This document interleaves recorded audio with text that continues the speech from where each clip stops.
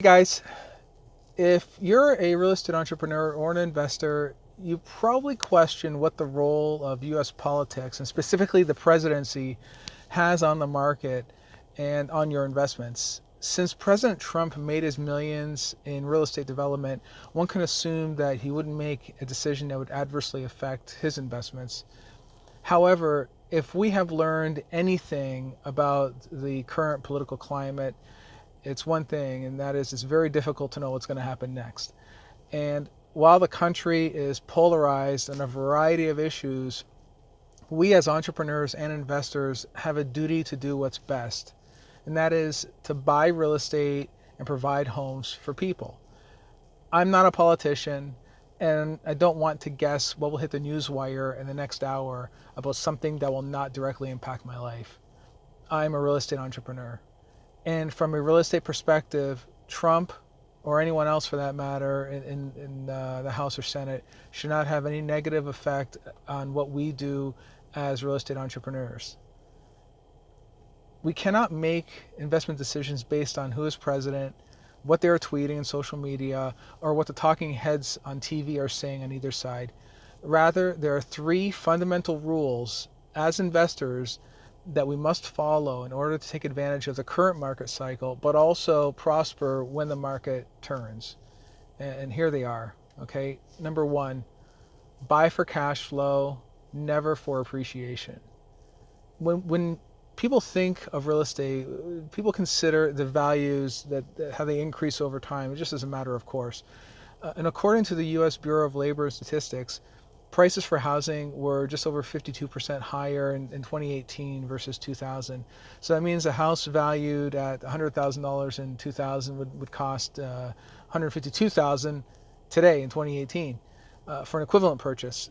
This is called natural appreciation, and it is simply the rise of an investment over the future, in the future's time. All right, in the future of time. This means that you almost have no control over the appreciation.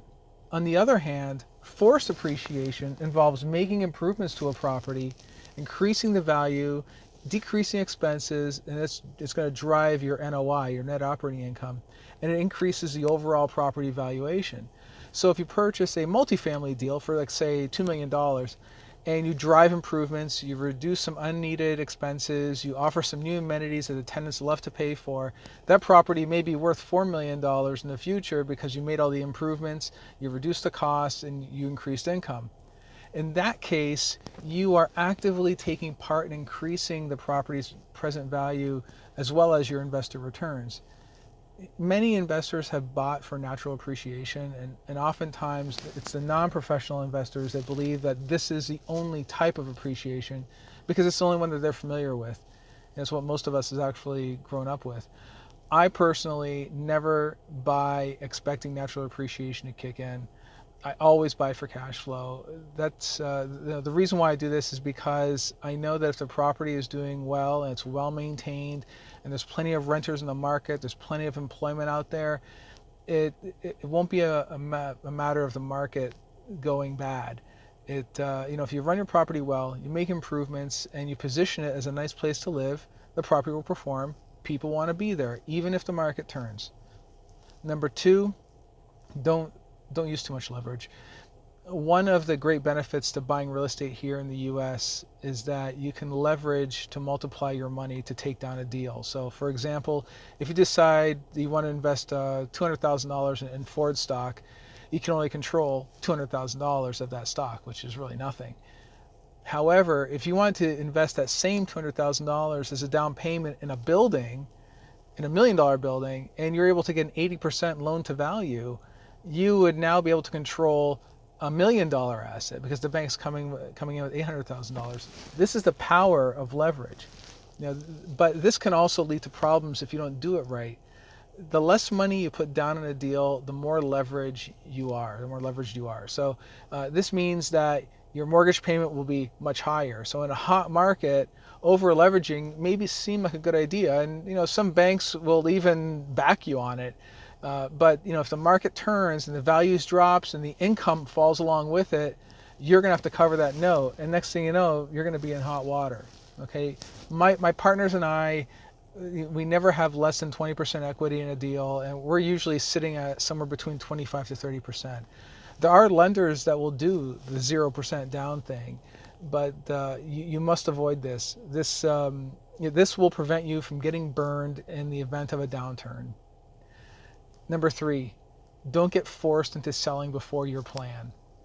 One of the primary reasons that people are forced to sell or turn their properties back over to the bank is because they bought for natural appreciation, or they just simply over leveraged.